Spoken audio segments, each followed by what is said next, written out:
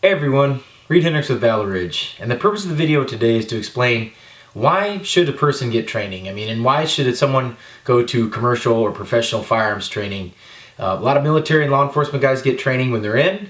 A lot of them still get it even when they are still in, and many of them get it even afterwards. And even for people that aren't in the military and law enforcement, like thousands of people across the country all the time get training. Well, I think there are three distinct reasons why it's very important, and these are the three reasons why I believe, as a professional firearms instructor, why getting training is very important. Well, folks, the first reason, and probably one of the most important reasons to get training, is that it first and foremost, it instills confidence in the individual.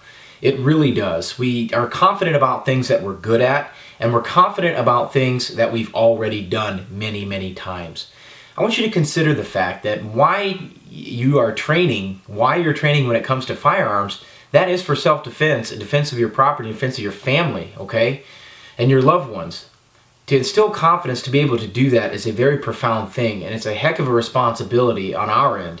On your end, to get that confidence level, to already, even if you already have confidence, to make it even more, to instill that confidence is very, very profound. We have to think about this, guys. Violence happens very, very quickly. It happens quickly. It happens with little warning. It happens. Your mind's going to be racing. It's going to be in a frightening state, and that's not a problem. Training will help overcome a lot of that. Training helps you deal with your own mind and your own body. Guys, when deadly force happens, it happens quick. A lot of people don't realize how quick it happens and what it does to your mind and your body. Our mind is designed to endure stress. It's designed to be able to absorb it, but only the things that we're familiar with, okay? And if we're not familiar with it, then we're already behind the power curve, okay? So training will help instill the confidence to do that. Basically what training does is it gives you this, I've been here before, I can make this shot. I've done it in training. And although it's not like the exact real thing, it's as close as you can get. So we're talking about already giving yourself an advantage in a situation where you're most certainly going to be at a disadvantage. Another reason why that you should seek out professional training is because what it does is it helps break paradigms.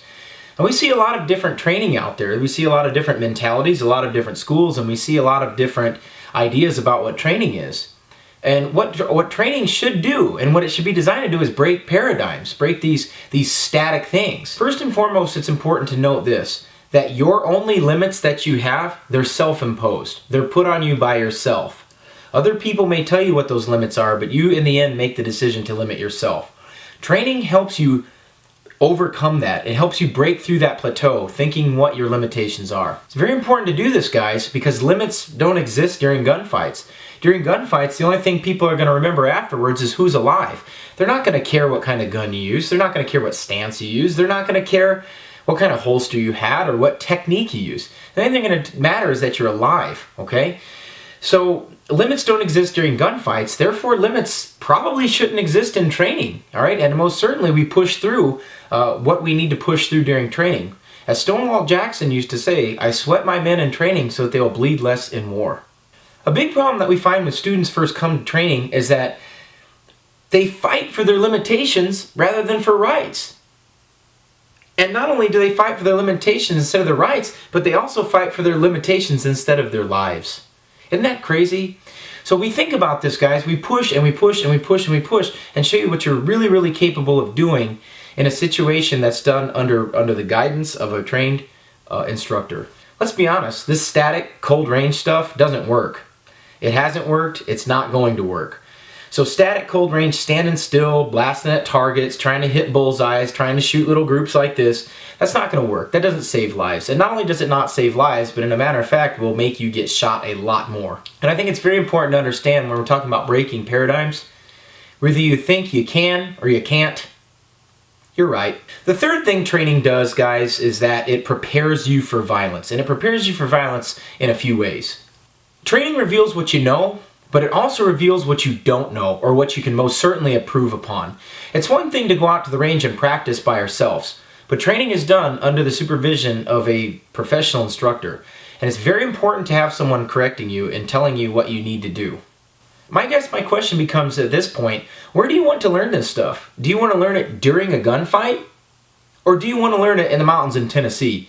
I think it's very important to ask yourself that question, because do you want to learn this stuff while someone's shooting at you or trying to kill you or stab you, or while you're on the ground getting beaten?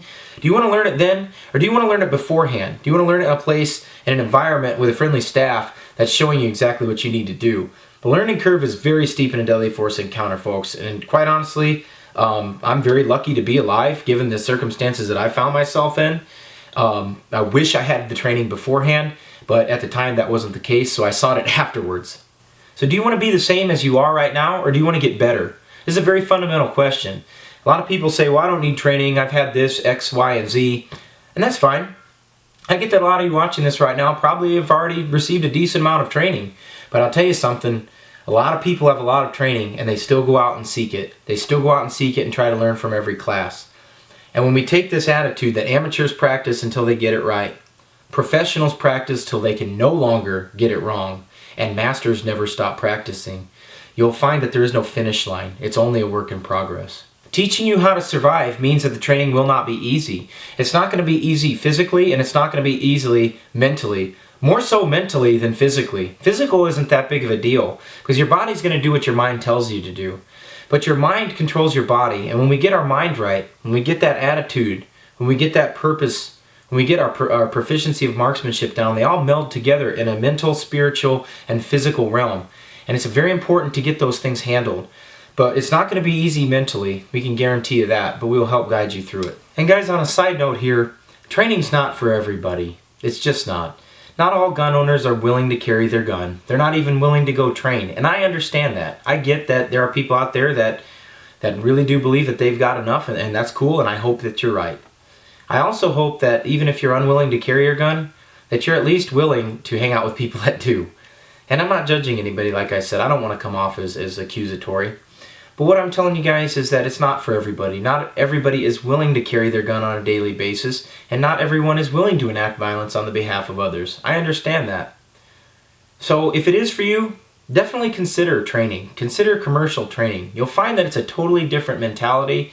You'll find it's a totally different set of circumstances when you go to it. And ask yourself this question when you're talking about training. Does it help you deal with the mental, physical, and spiritual aspects of warfare? Because warriors throughout history have had to deal with all three of those. At Valor Ridge, that's what we really want you to do, is deal with the mental, the physical, and the spiritual aspects of warfare. Very important that you get those things addressed. Well, I hope you found this video helpful. If you did, subscribe to the channel, like us on Facebook. Those links are down below.